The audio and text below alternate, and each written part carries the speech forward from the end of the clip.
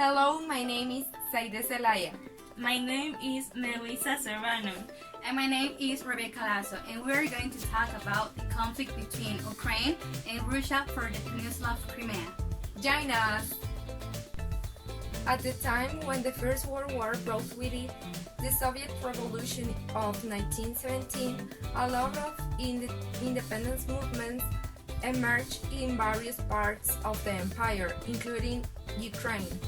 In February 1919, the war broke out between Poland and the Soviet Union, which was superseded by Poland's conflict with Lithuania by its rejection of reunification. Poland's conflict with the now known National Republic of Western Ukraine in the area of Galicia and Ruthenia, with capital in Lviv, at the Soviet Civil War between the Bolsheviks and the Mensheviks. The Riga Peace of 1921 certifies the Polish victory, which annexed the entire west of the known as Ukraine, recovered after the World War II by the USSR. After several years, a massive disintegration of the USSR happened, with which Ukraine was the first in August 1991 to declare their independence.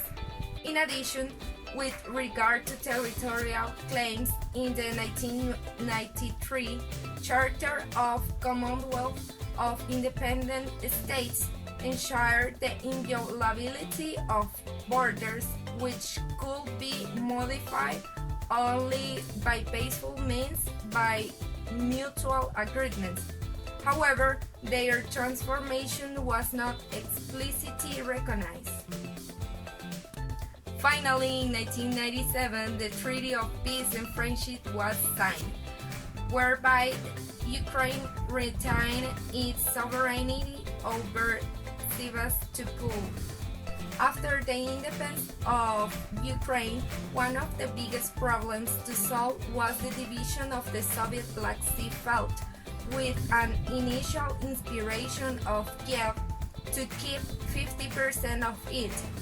The Crimean Peninsula, since its transfer to Ukraine in 1954, was declared null and void by the Russian Parliament of 21 May 1992 without practical effect. The Crimean Peninsula was declared null and void by the Russian Parliament on 21 May 1922. The initial pro-independence intentions of Crimea vanished with Leonid Kuchma as president of Ukraine in 1994. Finally, in 1997, the Treaty of Peace and Friendship was signed, whereby Ukraine retained its sovereignty over Sevastopol. Ukraine covers 307,000 square kilometers from east to west and 1 square kilometer from north to south. The Crimea Peninsula is the southern point of the Black Sea. Approximately 2/3 of the country are covered by the third layer of soil rich in humus, making one of the most fertile regions in the world. It has a territory full of economic, historical, cultural wealth, coast of full base of imports, vineyards, apple trees, numerous medieval castles, villas, and of course, dagas where the tourists can enjoy unique experience and travel to the past according to the surroundings. In this map, we can see the value of potential. In color red, we can see the minerals. In light blue, water. In brown, land. In green, forest. And in yellow, natural recreation. On the other hand, Ukraine, historically speaking, is also a former ex-Soviet country that was born in Euro-Asian continent with other new states after the disintegration of USSR. having been part of a long territorial dispute between Russia and Poland. The political power in the hands of USSR passed to Ukraine national authorities in Kiev. Was there that by referendum were the majority vote for its independence and was internationally recognized after the independence of Ukraine. Russia was waking as a global and regional power, disrupting the new world order. Given the above, Ukraine, because of its origins, is a state with a cultural and ethnical proximity with Russia, but their main difference lies in their interests about each other. Ukraine has a political and historical interest with Russia, while Russia is more interested of annexing Ukraine for economic reasons. But Russia is not the only actor with the special interest of annexing Ukraine. The European Union as well wants to it in order to increase security on its territory. Moving some years forward, the former Ukraine-Russian conflict had properly begun in 2004 when Viktor Yanukovych won the presidency. Elections was considered as a fraud. As the result of that, people started taking these streets with peaceful protests called the Orange Revolutions. Those movements ended up successfully and the elections results are overturned. Unfortunately, in 2010, Yanukovych returns. This time, the elections is confirmed and the regains full control while promising a European Union membership to the population. He secretly negotiates a competitive alliance with Russia. On November 21, 2013, it was declared that non-agreement with European Union will be signed. It was hard to make a decision to stop the process of signing the European Union Free Trade Agreement, and the population saw this decision as a huge step backwards to Ukraine. Meanwhile, several protesters organized to go to the Independence Square of Kiev. Because of this was done due to the controversy over corruption scandal by the Ukrainian government, as well as the polarization surrounding the refusal of the government of Mykola Azarov to form therefore the long-negotiated association agreement of Ukraine with the European Union. More broadly speaking, this conflict stems from Ukraine's desire to be part of the European Union, or at least to have a rapprochement, but Moscow does not want this rapprochement and is not prepared to lose its influence and in the Republic of geopolitical and economic interest. In November 29th, the European Union and the Ukraine government signed an historic free trade agreement. It is important to note that the protests made by Ukraine were strongly supported by countries of the West, as they observed it as the perfect opportunity for Ukraine to get out of the Russian USSR. At the same time, the government wanted to stop this at the grassroots by sending Berkut's police officers. It started to appear and started violent actions against the crowd, which intensified people's action, who even started occupying government buildings and making huge barricades. Meanwhile, European Union and United States ambassadors meet with Yanukovych in order to find a diplomatic solution to the current crisis, but at the end of the day the government decided to act with even more violence than before. People started to prepare themselves by learning self-defense against the police. Finally, leaders agreed to the government to have a new elections. In February 22 of 2014, the parliament declares beliefs that Yanukovych has resigned as an unconstitutional way, and re-elections were programmed as a consequence of this discovery.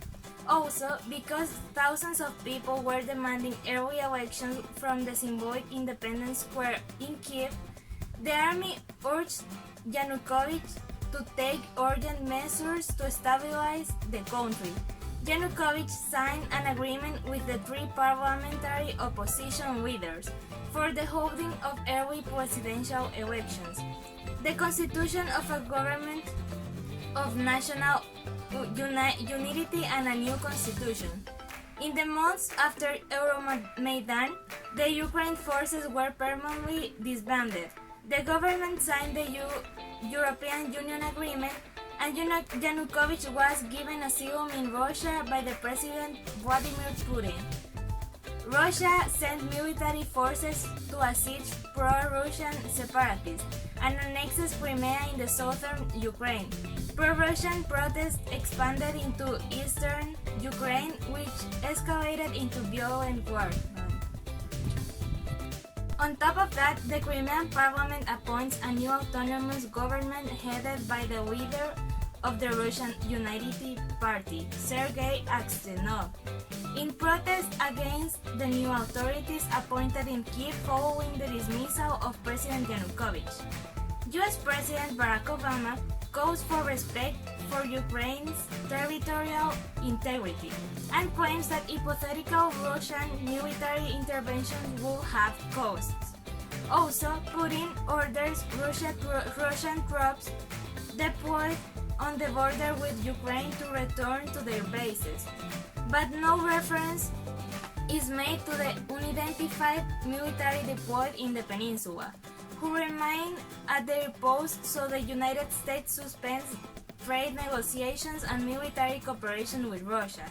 Consequently, the Crimean parliament officially calls for annexations to Russia after adopting a declaration of independence in which it addressed the European Union and the United Nations to recognize the sovereignty of their new republic, and at the same time to the Russian Federation to accept this territory as a federal subject. Russian President Vladimir Putin has signed the document recognizing Crimea as a sovereign state, and therefore able to make decisions outside Kiev. In addition, the full government of the Prime Minister Nikolai Azarov resigns. The parliament approved the amnesty of those detained during the protest, which benefits protesters arrested in popular protest, enters into force, and the Parliament of Ukraine appoints Turhinov as acting president of the country. Vladimir Putin obtains permission from the Russian parliament to intervene militarily in Ukraine, while his troops continue to deploy and control military and strategic facilities on the Crimean Peninsula. As you can see in this map, here's some facts about Russian forces placed on the Ukraine border. An amount of 80,000 soldiers were in Ukraine territory, and also 260 tanks, 180 armored vehicles, 90 helicopters, 380 artillery pieces, and 140 military aircraft, and 19 ships through all Ukraine. Now in this map we can see how pro-Russian unrest in Ukraine. In color red we can see how Ukraine was controlled by Russia in Crimea. In orange we can see how the armed insurgency control in Ukraine, and in green we can see the occupation of RSA, and in green we can see how pro-Russian protests remained in the territory of Ukraine. The Crimean Regional Parliament adopted a declaration of independence of Ukraine and reiterated its aspiration to join the Russian Federation. The election day passes without major incidents, although the Ukrainian media denounce that there are 30 self-declared international observers who are supposedly supervising the consultation.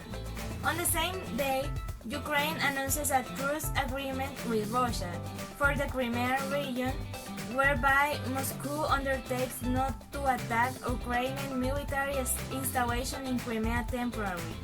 Also, Putin and the leaders of Crimea signed the agreement to integrate the peninsula with Russia. After the signing, both Crimea, where the Black Sea Fleet is based, became automatically subjects of the Russian Federation. The UN General Assembly adopted a resolution supporting the territorial integrity of Ukraine, calling for the peaceful resolution of the crisis created by this annexation. Finally, the Crimean Parliament adopted the new constitution of Crimean Peninsula and the autonomous city of Sevastopol, following its accession to the Russian Federation as a republic. At the same time, the Russian government had ratified an amendment its constitution incorporating the peninsula. As a product of that permission, the war in the Donbass started, which is a series of armed clashes in the eastern regions of that country in reaction of the Euromaidan, and which followed the pro-Russian protest in the country and the declaration of independence by Donetsk.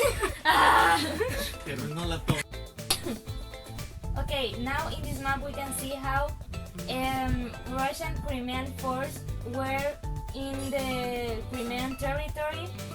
For example, here in this, with this like drawing, it's represented the Black Sea Fleet, including attack submarine and 5 surface warships at Sevastopol. With this sign, it is represented at least 3 brigades at Sevastopol, maximum 25,000 troops in Crimea.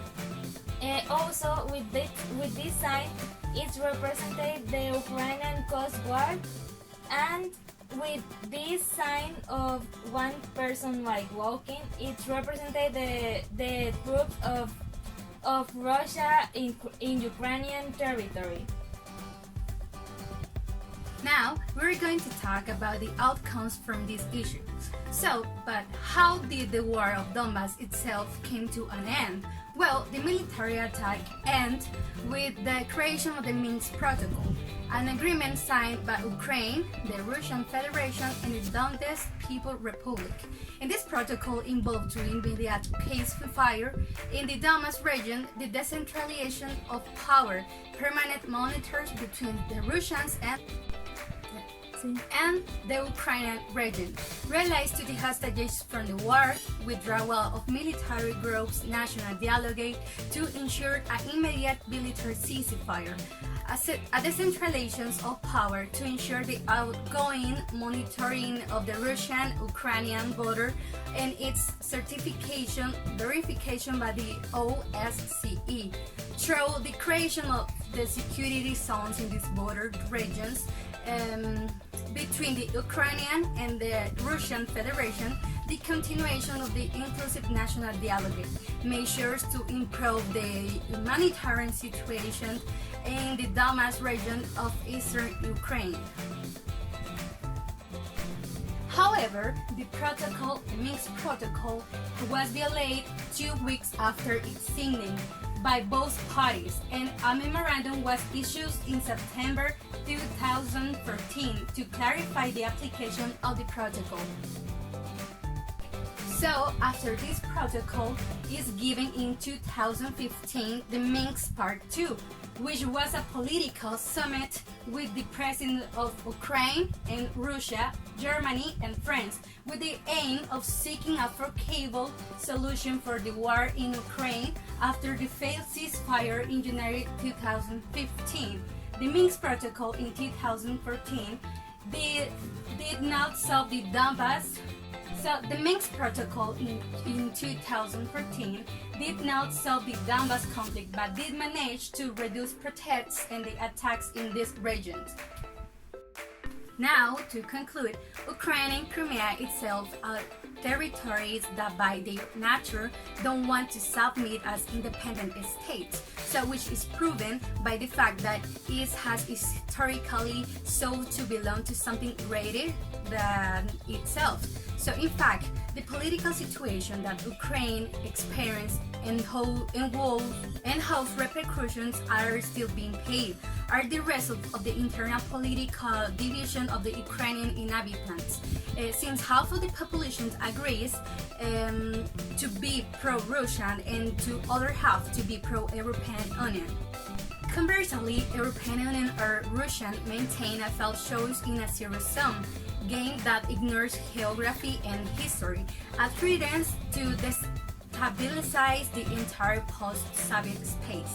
Actually, responding to those European Union or Russian interests, Ukraine cannot be considered as another foreign country because treating it is a part of a Actually, responding to those European Union and Russian interests, Ukraine cannot be considered as another foreign country because treating it is a part of an East-West confrontation could be destroyed the prospect of integrating Russia and Europe into a cooperative international system. So it seems so every actor is looking forward of satisfy their own hidden interests through the international vision put it into Ukraine.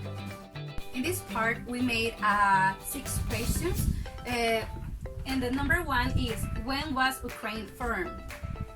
Ukraine belonged to the USSR and was officially formed as the Ukraine of August 24. Ukraine belonged to the USSR and was officially formed as the Ukraine on August 24, 1991, after the dissolution of the Soviet Union.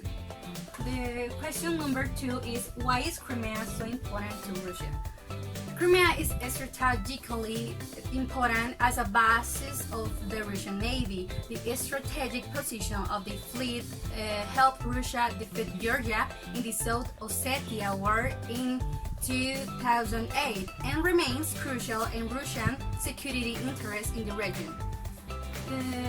The question number 3 is why is Crimea so important to Russia?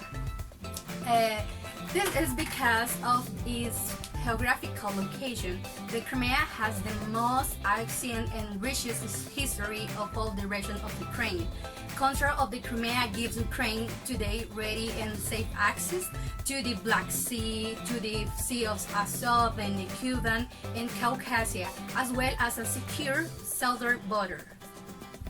The question number 4 is what is the Minsk Agreement 1 and 2? The Minsk Protocol is an agreement between Ukraine and the Russians to solve the conflict in the western Ukraine. In this protocol, we can see involved the immediate ceasefire in the Donbass region. But such an agreement did not serve its purpose. Some points that this protocol included were ceasefire, the decentralization of power, the permanent monitors between the Russian and the Ukraine regions. And the number 5 is how did the main conflict Russia-Ukraine start? Moving some years forward, the former Ukraine-Russian conflict had properly begun in 2004 year when Viktor Yanukovych won the presidency. Election that was considered as a fraud. As a result of that, people started taking the streets and with peaceful protests called the Orange Revolution. These movements end up successfully and the election results are overturned. Unfortunately, in 2010, Yanukovych returns. This time the election is confirmed and it regains full control while proposing the European Union membership to the population. He secretly negotiates a competing alignment with Russia. And the last one is the number 6 is why did those manifestations were called Euromaidan? because those manifestations were made as an answer of Viktor Yanukovych's decision of not signing the treaty that we're going to make Ukraine as an official member of the European Union, and they also had place in the National Meeting Square. In this map, we can see the Ukraine crisis, specifically the situation in Crimea. The red one means the Russian naval bases, and the blue one means the Ukrainian bases blocked or encircled by pro-Russian forces. Here is the most important base, that is Sebastopol, that means Air Force missile launchers and headquarters of naval forces. Here is to the situation in Crimea and the people, the troops of Russia and the troops of Crimea, of Ukraine. In this map, we can see important facts about Crimea's economy. The population is 2 million. The gross domestic product is 4.3 billion. The average salary is 219 per month, and budget deficit is 1 billion. We can see the bridge that is important to the commerce, and the oil that is some specific important to the economy, the tourists, the Black Sea Fleet, that means so important strategically geopolitical for Crimea, and these are the economic facts of the peninsula of Crimea. Thanks for your attention. Bye.